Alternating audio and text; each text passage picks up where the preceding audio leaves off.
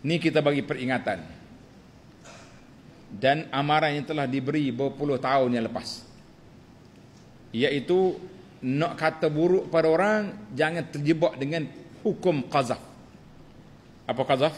Qazaf ni dia kata orang ni berzina dengan orang ni, orang ni liwat, main homoseks, orang ni liwat ataupun zina, itu dia panggil tuduhan qazaf.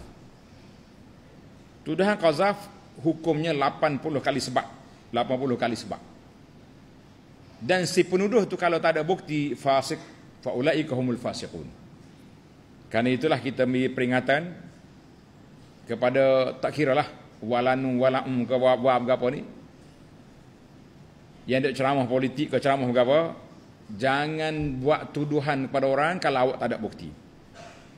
Kalau dia kata tu bukti mahkamah itu tak ada bukti, kita dia nak tuduh, dia ada bukti, dia silakan, biar dia bertanggungjawab depan Tuhan. Yang awak tak tahu, tak pernah tengok ni, jangan mengeluarkan perkataan buruk itu, kerana besar balanya di sisi Allah Azza wa Jalla. Ingat molek, ingat baik kata-kata hikmah daripada ulama, innal bala'a muwakkalun bil mantiqi.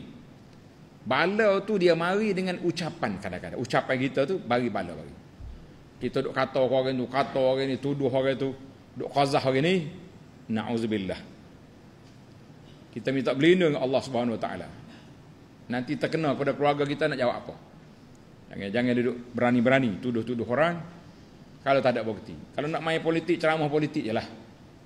Ceramah penipuan dalam politik, ceramah janji tak tunai, guna, tapi nak guna qazah peribadilah, itu tanggungjawab besar di hadapan Allah Azza wa Jalla, yang jangan bermudah-mudah.